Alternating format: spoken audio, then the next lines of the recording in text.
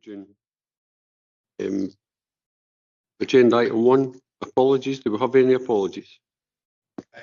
We do, Convener. We've got apologies from Councillor Aitchison, Deputy Provost Balfour, Councillor Brown, Councillor Colley, Councillor McCabe, Patrick, Ritchie and Councillor Robertson, who may be joining us later on, but he doesn't then. So my apologies. Okay, thank you.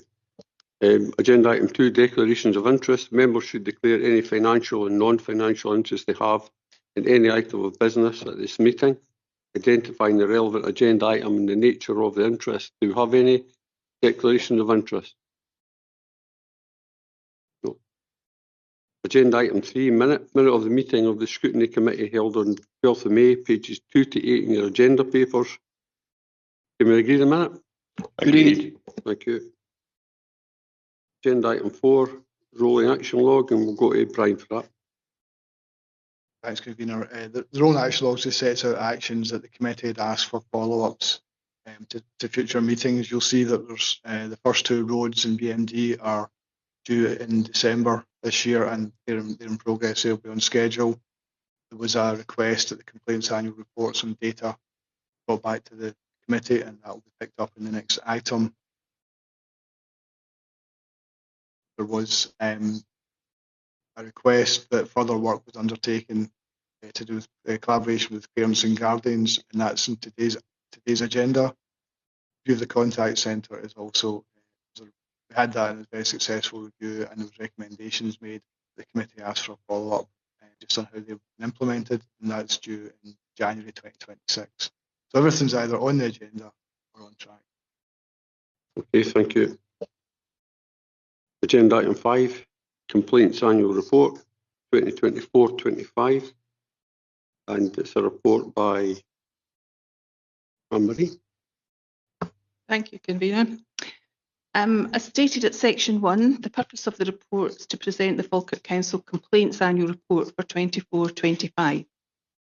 Section 4 provides details of the content of Falkirk Council's complaints handling procedure and advises that this is based on the model complaints handling procedure developed by the Scottish Public Services Ombudsman, the SPSO, which all Scottish local authorities use to develop their complaints handling procedures. Section 4 also explains that SPSO requires councils to publish a complaints annual report by the end of October each year. The Falkirk Council Annual Report for 24-25 is attached as Appendix 1. Section 5 highlights some key points from the annual report.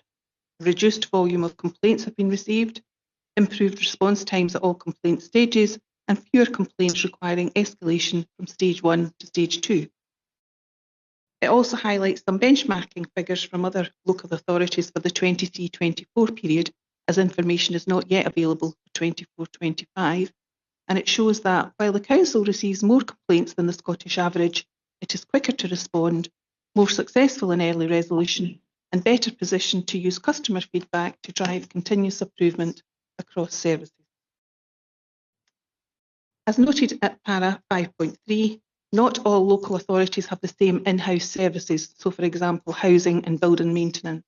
Therefore, some other local authorities' complaints figures will exclude any complaints in relation to these areas, which impacts on their complaints numbers and the benchmarking data available. Falkirk Council continues to challenge the benchmarking data with the Lacan Group to try to ensure meaningful comparison. Members previously asked to be provided with the top 10 reasons for complaints. To enable comparison, the table at 5.5 provides a breakdown of these by stage and by year. Due to data retention within the complaint database, data before 23-24 is not available. Para 5.10 advises that of the 47 cases that were referred to the SPSO, only 1 complaint was upheld by them, which suggests that we're handling our complaints well, and Para 5.11 refers to the information in the annual report that demonstrates how we've learned from complaints and implemented improvements. You're invited to note the Falkirk Council Complaints Annual Report 24-25. Thanks very much, Anne-Marie. I'll just kind of restate what you said. It's a positive report. and overall the benchmarking data supports the view that while the Council receives more complaints than the Scottish average, it's quicker to respond, more successful in early resolution, and better positioned to use customer feedback to drive continuous improvement across the services. So it is a pretty positive report. So we'll now open up Councillor Forrest. Thank you. Thanks, Provost. Anne-Marie, I thank you for your report there. At the last meeting, we actually requested a follow-up report detailing the top 10 complaint categories from 2016 to 2017 up to 25. You've said that the data retention isn't kept. Is there a reason for that? Because, you know, it's better for us to see the larger picture. And I understand that why you say it's not been done. To your chair, yes, it's literally to comply with data protection and GDPR regulation guidelines. However, we'll be able to use the data that we've captured in this report for next year. So we'll have the data that's written on in the paper report, albeit we won't be able to pull it from the database. Thank you. I don't understand how it can't be anonymised, but perhaps we could ask the information compliance officer if this could be added to in the future. Thank you, Provost. So there's a difference between this being a public report, which we can use again, and the data that's held in the actual system. And there's rules around data retention. We're not allowed to retain data, but once we've got it collated in this way, which is completely anonymised and it's in a public report, we are able to use that. It's about the data retention in the system, and we're only allowed to retain that for so long, and we're not allowed to keep that. That must be deleted out of the system after a period of time. Very well. Okay. Thank you for that.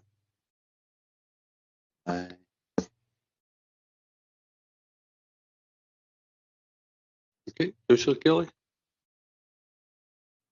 First of all, can I ask, just on that point that Gordon raised there, the last education report, I think it was 5 years of information there was in that. So I don't understand why it's different, this part. I'm assuming they've pulled it from paper records that they have of the complaints as opposed to from the actual database. Right. John?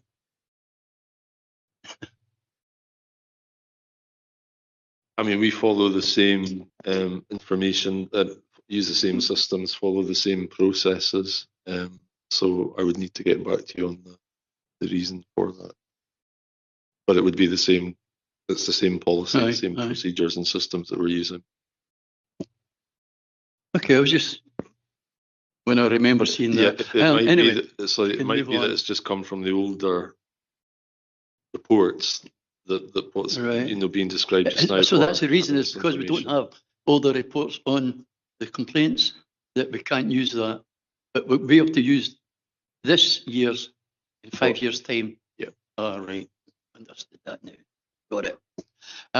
What I originally going to ask wasn't that. I just want to say congratulations on the drop in complaints and the speed that they're dealt with. What are the main reasons for the drop? I could only guess at the reasons for the drop, as in improved service delivery. I don't know. We are very good at encouraging complaints to be logged. As a council, we've got a complaints handling working group, and we don't shy away from making sure that if something is a complaint, that it's actually logged, because we recognise that it's an opportunity to improve service delivery. Just, if we don't know why complaints are dropping, we don't know where we're succeeding. That's what I was trying to get at there. I guess you would look at the areas where we previously had complaints, and then if there's fewer complaints, you may look at what have we implemented in the last year or so that's made a difference, because we're no longer getting the complaints. That's basically what I was asking. Service improvement. Yeah. Thank you. The amount of complaints are still well above the average, even though we've kind of dropped in that. And I realise it's something that's not just happened, it's from the past, we're carrying a lot of baggage. And I'm not blaming the present officer for that. The largest in both stage 1 and stage 2 are related to ongoing and incomplete repairs. I realise we're already changing our workforce, and I was up there a month ago, and I was really impressed with what the guys are doing and how they're actually being so positive in their attitude to the change in it for the people that are working there. My problem is that I don't see that this is going to make a great deal of difference. So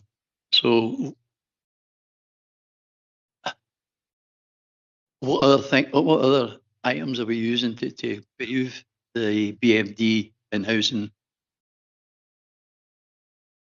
Well, I could ask Douglas Gardner to come in. Provost, yes, I was just going to say Douglas Gardner is on the line and will be able to pick that point up. There's a lot of activity going on to improve these processes beyond just what you've seen during your visit, and Douglas can pick that up. Hi, Douglas. I wonder if you'd like to give a brief summary on the improvements we're making that will eventually drive down complaints to BMD. Certainly, Provost, happy to do that. Councillor Kelly mentioned earlier on there about the bolt-on skills, and I'm aware that obviously we invited the scrutiny panel round a month or two ago to have a look at the training facility that we've recently built in at the Inshira depot. I believe that upskilling the workforce, as we are doing, in actual fact, training started yesterday for the joiners. I think that will have a big impact on improving customer satisfaction, tenant satisfaction when it comes to repairing jobs, both emergency and non-emergency. I think another big factor, Provost, that will have a positive impact is the recently launched NEC system. I know that the panel have heard about this one before, but this is effectively a booking system where we can allocate AM and PM appointments for members of the public. That launched last week, and whilst obviously it's still early days, it does seem to be having a positive impact, and I believe that we'll see that positive trend continuing, Provost. But again, all that information will be captured within the scrutiny paper that we're bringing up later this year in December. And obviously I'm happy to go into more detail when I have additional data at that point in time. Okay, thanks very much, Douglas. I'm going to go to Councillor Regan. Morning. I'm going to change my question slightly because you did touch on it in the summary of the paper. So the complaints per 1,000 population, some of them, the other councils, they don't have housing, building maintenance, that sort of thing.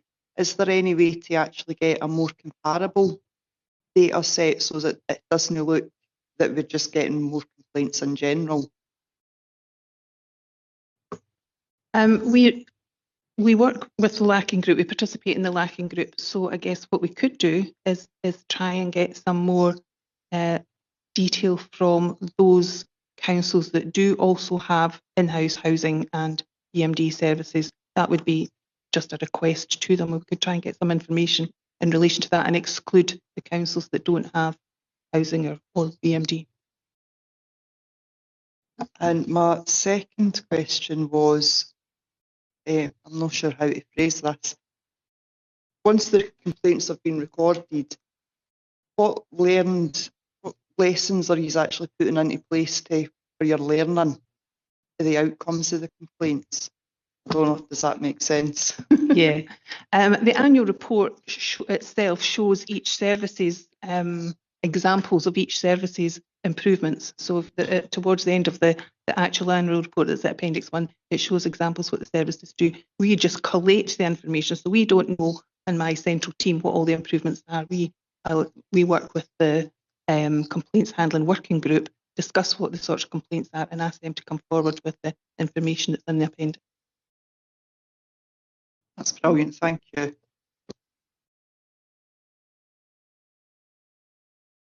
Councillor Benny. Thank you, Provost. Just to say thanks very much, Anne-Marie, for your report. So quite a lot of data there as well. However, I've looked at the top 10 complaints in 24-25. One I was a wee bit surprised about, I have to say, and the number of received complaints with staff conduct, 206. This is not an insignificant number. And however, that covers a multitude of behaviours, and the behaviours are not detailed. Maybe there's a reason for that. As an employer, and I'm into culture and big organisation, we do have a duty to care. Of course, those numbers, some may not be warranted, especially if they're dealing with the public and it's an unwarranted complaint. Though, can you give me a breakdown of measures in this case? Though I do believe, like staff conduct, you know, people's behaviours, it could be for many, many reasons, like, for example, their health and their well-being, stress, that sort of thing. So is it possible you could give me a breakdown of measures that's been taken because of these numbers with the ones that has been upheld? An example, is that training? Or if it was really, really serious, I take it in some cases there might be disciplinary action taken. And also our culture, you know, there's lots of training, like, for example, zero tolerance to bullying and things like that. That's my question. Thank you, through you, Chair. We haven't centrally looked at the reasons behind the staff conduct. We pass the complaints along to the services to deal with. However, we could probably do a bit of digging to try and find out of the staff conduct ones, what was the sorts of natures of them, how many of them were upheld. We probably won't be able to give you any information in relation to any disciplinaries due to data protection regulations, but we could probably provide some further detail. No, I'd be happy at that, because obviously we've got to see, you know, it's not just 10, it's not 5, we've got 206 there. To me, that's quite a lot of people. And as I say, it might not be, you know, it might not be upheld, you know, but we still need to know how we can improve. It's all about improving our services and our people within Falkirk Council too. But thank you, I'd appreciate that. Malcolm.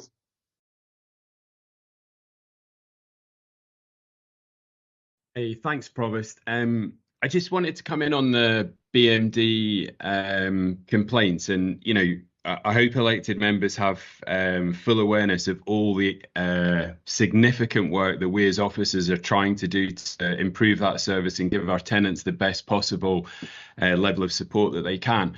But I think it's important to sort of put some context to the large number that you see in front of you, because obviously we've got significant numbers of tenants within Falkirk, but every year we carry out, you know, around about 40,000 repairs, and you know, so the 1,300 complaints that you see before you is actually about, you know, 2 to 3% of those repairs that we undertake. So I'm never satisfied that we want, you know, that, oh, right, well, that's fine, those complaints aren't important. That is not at all what I'm saying. You know, we will drive service improvement wherever we can. But I think it's just important, you know, when you see a large number like that, you have to understand the context that there is, you know, tens of thousands of repairs happening. And we do satisfaction checks on with tenants about how happy they are with the repairs that are carried out, and typically the scores are very high. So I think the BMD service is actually working well on an improvement journey, and as Douglas said, we're really looking forward to coming back to Scrutiny later this year with a full suite of information and getting into a full conversation. But I just wanted to make that point. Hopefully that was helpful, Provost. Okay, thanks very much, Malcolm. We're aware of a lot of that We had previously discussed it, and I think the journey, we are on a journey, and the report at the end of the year will highlight a lot of the good work that's being done, and I'm sure we'll start to see complaints coming down. But overall, we always try to provide a good service. So thank you. Dan? Yeah, thanks, Provost. I was just wanting to come back in on the staff conduct issue that was raised by Councillor Binney. It was really just to provide committee with the assurance that when we get a complaint in about staff conduct, these are looked at individually, they're taken seriously. We look at the circumstances of each of the cases. Now, it could well be that there's an issue there and it requires coaching or training for that individual employee. There could well be some instances, albeit rare, where there could be disciplinary action, but every situation is looked at on its own individual merits. I think it's worth saying, though, that there are some situations around expectations of the services we deliver, and those can sometimes not meet customer expectations and client expectations. That can sometimes result in a complaint coming in about conduct as opposed to the service as well. So there's a whole range of issues in there, but it was just to assure committee that all of these matters are looked at individually and taken seriously. Yes, thanks very much, Carl. I have a question. It's page 17. Schools appear on the Stage 1 Top 10 complaints list for 24-25, despite not being there 23-24. Additionally, the number of schools-related Stage 2 reports has doubled in 24-25. I wonder if you got a wee explanation why that might be. I think I probably know why it is. I just wonder what the underlying reason is. So on page 17, schools do appear in 23, 24 and 24, 25. So 109 concerns. In the main, they are redirected back to individual schools and head teachers to respond to. But when you consider that there are 24,000 young people, it represents about 0.45% of our school population. That said, every single concern is looked at by central officers and head teachers. We always push for frontline resolutions, and I mean, in a lot of cases, parents will approach schools directly with concerns they have got, and if that's not then resolved at that level, that's when the complaints process is instigated. But I think you can see that 109 Stage 1 complaints were received in 24-25, and then it's down to 30 Stage 2 complaints, so down to 30 that were escalated. And there's a variety of different reasons for that. In this last year, obviously, as detailed on page or at the end of the report, we had a large volume of complaints come in about the Learning Week, but often our complaints are around parent expectations and what the service is able to provide, and sometimes that's in relation to areas like additional support needs, or if it's around placing of pupils, so that can come through that system as well. And then if we just look at the number of complaints that were escalated to to SPSO from Children's Services, mindful of the fact that there's a mix there between children and family social work and education. And it does look as though there are more complaints having been raised, and a lot of them were down to issues connected with previous budget proposals. But I think it's also important to note that there's a high number of overall cases that were not taken forward by the SPSO and didn't result in any recommendations. But I can absolutely assure you that any complaint or concern from a parent, because it involves a young person in one of our schools, is treated seriously and responded to as quickly as possible in order to get a resolution that everyone's happy with. Thank you. Thank you very much. Councillor Flynn. Thank you, Provost. And through you, looking at page 17, the Garden Aid appears in the top 10. I think for the first time, I think it says. I just wonder what was the makeup of the types of complaints that came through from Garden Aid initially, what the different parts were. I'm sorry, I don't have that information to hand. We need to look at each individual case. There isn't detail in the database to categorise them, so it would involve looking at everyone individually to look at what the reasons were. Okay, that kind of negates my second question really was that, but I'll make the point anyway because it's quite important, is that as you know, Anne-Marie, in this financial year there has been changes to the entitlement to Garden Aid, and I just wondered from the past experience, would there be any learning that would help to ameliorate any level of complaints coming in over the next few months or so to obviously keep the number low? But I guess from the point you've just made, if you don't have the data, it might be difficult, but I just wanted to make that point. Thanks.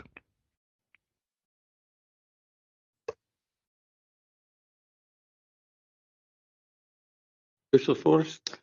Thanks. Page 17, right at the bottom of the top 10, I'm glad to see, housing nuisance and antisocial behaviour. We as elected members, all have come across this. Is there an actual overlap? Because I personally have had 3 that have been housing nuisance that became antisocial behaviour. So how much of an overlap is in this? You know, how many do escalate, or are these put down purely and simply as separate items? I'm sorry, I don't know the answer to that, but I can certainly ask the service to provide you with some more detail. Thank you. It's actually good to see that was in stage 1, right? And that was 184. The antisocial disappears from stage 2, which is really good to see. So it's a pity that housing use was still in there, but it's very, very low in comparison. So thank you for that.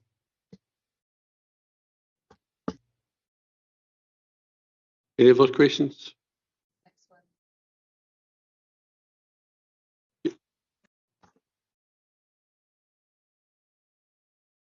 Okay, Kenny, would you like to come in to answer the last question there?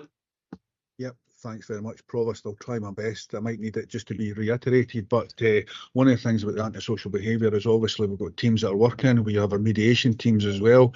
So as soon as we get the first complaint in, our aspiration is not to go at a second stage because we are trying to get it resolved. And as you've seen from the information that we do have, we successfully do that in most occasions, but it does require all parties to be involved. I'm not saying it's 100% successful, but we do have a very high success rate compared to other local authorities. Hopefully that's answered, but happy to take the question again, Provost. No, I think he's actually answered most of it. You know, there is obviously an overlap somewhere, but you know, it's dealt with. Thank you. Thanks very Thanks, much. Kenny. Any other questions? So overall, it's a really positive report, as stated at the beginning. And if you look at page 17, you see the trends where 23, 24, 24, 25. An example being ongoing or incomplete repairs, 1,030. Previous year it was 1,347. Housing repairs, 188. Previous year it was 359. So the trend is downward for a lot of them. And it's quite clear we have a good policy in place and a good procedure in place for tackling all these, for tackling these complaints. And we have a system in place where there's learning taken, and it's quite clear through the report. You can see social work and adult services, transformation community corporate services, police services, children's services, all taking the issues on board and brought forward ideas to bring about positive change. So overall, an excellent report, and over the years we build up the data, it'll be even better to get a comparison. So thanks very much for today, for coming along today. Thank you.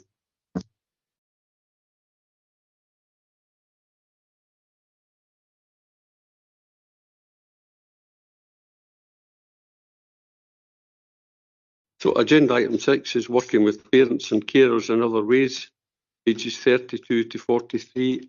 And is that you, Jillian?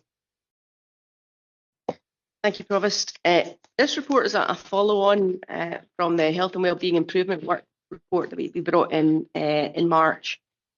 And we wanted to exemplify the different ways that the earlier settings and schools are working with parents and carers across education. This is a snapshot. It's focused on the 3 categories that we outlined, from parental involvement with school, where the information mainly comes from school out to parents and carers, parental involvement with schooling, through to parental engagement with learning, where they're fully involved with learning and teaching and taking part in activities. So again, this is a snapshot. We could have gone to any of the schools across Falkirk Council and got really good examples of ways that we work with parents, but we tried to scaffold the report based on these 3 different levels of engagement and involvement. We recognise that this is really important work, as the Educational Endowment pointed out, that good, effective parental engagement can lead to +3 months of enhanced learning within a course of a year, 3 months of learning gains. So important that the early year settings and schools do this as well as they can. So hopefully these examples give you a flavour of the sort of work that's going on in education at the moment. Okay, thanks very much, Gillian. I would just like to give a brief summary. Overall, this is a positive report, which demonstrates that the Council undertakes a range of activities across Falkirk schools and early year settings to strengthen parent and carer engagement and partnership working in order to promote the health, well-being and wider success of children and young people. This work draws on a wide range of approaches to reflect the different stages of the parental engagement continuum, such as pedagogy and child psychology, early intervention and community-led engagement. So I think we're ticking that box to try and help everyone. So, and we'll just go to the questions now. So the first question is from Councillor Aiken. Aye. Loved it. Absolutely loved reading this report. I was delighted with it. But there's no mention actually in the report of how the work is funded. Is there like financial stability for some of these projects to continue, and is there future planning in place to make sure that they can, because they're fantastic? Thank you. I'll answer this on behalf of Julian. Thanks, Councillor Aiken, to Provost. This is day-to-day work for the staff in our schools. This is what they're involved in, and I think schools and centres always adapt to the needs of their young people, and increasingly so to the needs of their families, in order to ensure that there's success in learning. So some of this is outstanding work, but we would consider much of this to be our bread and butter, because we know this is what works for our children and young people. So the vast majority of it takes place just with the staff that we have in each establishment. However, there will be elements to this that are funded through pupil equity funding, and you know that pupil equity funding has been assured for another year, and there's a current review of that funding at a national level taking place, which we are feeding into. So we'll be able to say more at the time that report is published. That's great, John. Thank you. Councillor Kelly. On and again. Like the Provost and Councillor Aiken here, I think you're carrying out good, significant work here in Falkirk. I recognise education, along with good mental health, is probably the most important aim we can have to bring children and families out of poverty. When you talk about overcoming barriers, I would think the most difficult thing is winning some parents' confidence, especially in families who have had a bad experience in education, if at all. How do you do that?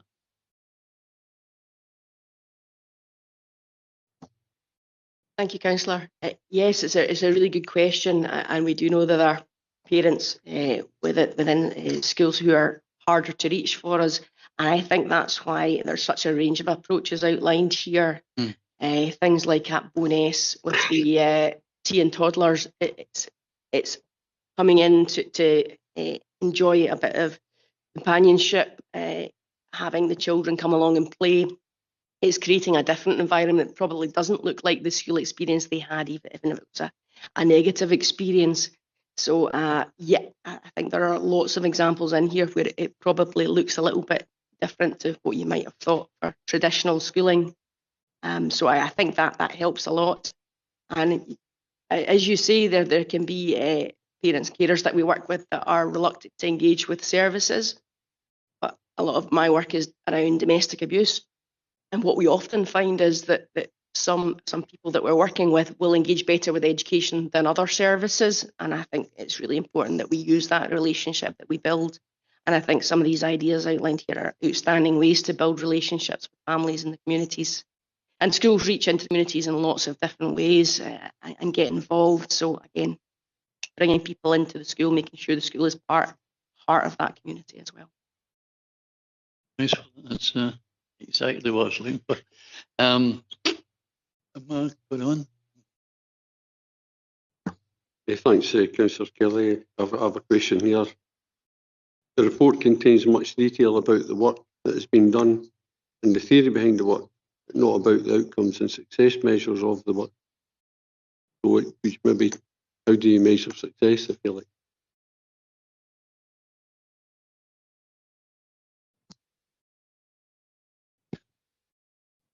I think, as Jill has just said, that much of this comes down to improving relationships and forming relationships with families. And we know that 80% of how a young person achieves and attains at school is determined by the time that they spend out with school and how they're supported at home. So it's important to develop that relationship so that everybody understands their role in supporting young people. So part of the success here is there continued engagement? Is there are the teachers and the staff on the ground seeing improvements in how a young person is engaging in their learning, how they're attending? We know that our attendance is improving. Much of this is tackled in terms of attendance. We know that our attainment is improving. So all of this work is just one part of a bigger jigsaw of many parts, and lots of different things all pointing towards this. But for some young people, if we didn't have this engagement and support of young people, then the outcomes in terms of attendance and attainment wouldn't be as strong. So we are seeing improvements across all of the different groups of young people within our schools, and that's previously been reported to Scrutiny.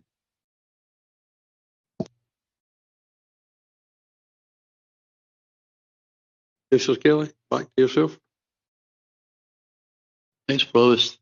I think that the Denny Primary Solihull approach, parent group, and the Bonus Academy meal prep are really interesting, innovative, and successful initiatives. Do you have plans to upscale these in Falkirk District? Thank you, Councillor. Yes, the Solihull approach is one parenting programme. We have a number. Maybe notice Langley's ELC use PEEP, and that's quite a common parenting programme that's used across our early years establishments. So it is offered across a lot of different settings already, whether it's Solihull or one of the other programmes, but also through family support and social work, health visiting, school nursing may offer aspects as well. There's multi-agency delivery of a lot of these programmes. So we share across establishments the work that's going on, but again, a lot have already taken up that opportunity. The example from Bowness of Meal Prep Monday, again, we shared that fairly recently, a network for schools so that they could hear about the good work that's going on. But as I say, there are lots of really good programmes in other schools as well. We've just focused in on a few to share with you today. Yeah, I think I'll just add to that, Councillor Kelly. It's this is a snapshot of work, but you could go into any school and there would be a variety of different approaches taking place. There'd be 6, 7, 8 things taking place in schools. And what I've been really impressed with as I've been going around over the last few months, and I've been in every single nursery, every single primary, every single secondary. And one of the things that always stands out for me is the effort and commitment that staff are going to get parents involved. Now, I think that we're in a really good place in Falkirk, and we compare ourselves to other local authorities and find out what's going on elsewhere. 5, 10 years ago, you wouldn't have seen any of this happening, but schools have had to adapt what they do in order to engage families, to get young people to attend and to get them engaged in their learning. And I think our outcomes are displaying that the approach is working. So we'll just continue to work on it, and we'll continue to build it. And I'm always amazed by the new creative initiatives and the innovative work schools and centres are undertaking. And we'll provide the encouragement, the guidance and the support where it's required in order to enable that to continue to happen. Thanks, John. Just what you were saying about other areas being involved in it. Is NHS involved? Or I'm speaking in particular about the Solihull approach. Have you got other areas of, well, as I said, NHS, for instance, with psychologists, etc., actually involved in it, or is it just Denny Primary School that's working on it? Yep. So the Solihull approach, councillor, can be delivered by lots of different agencies. So Denny deliver it in-house. They have members of staff trained in that approach to run sessions themselves. But in other places, it might be psychologists that are leading groups. Family support are an agency that do quite a lot of parenting support work, and the health visiting team will be trained in these sort of approaches as well. For Denny specifically, it is run in-house. They may bring other partners in at points for sessions to support, but we have very well trained staff within the school. Thanks a lot. That's me. Any other questions? No. So overall, it is a really positive report. Everybody's doing good work. As John says, you find these examples across all the schools, and there's one for Braes High School. They've introduced a brew and blether parent groups. Parents come along and they mix and they have a chat. And I think a lot is about communication, and we're doing that across the piece. And parents are more engaged than probably they were in the past. So it's really, keep up the good. I think everybody here would commend the report, and thank you all for the good work that you do in education, trying to improve the outcomes for everyone. So thanks very much. Thank you. And that's the end of the Scrutiny Committee for today. Thank you. Thank you, Chair.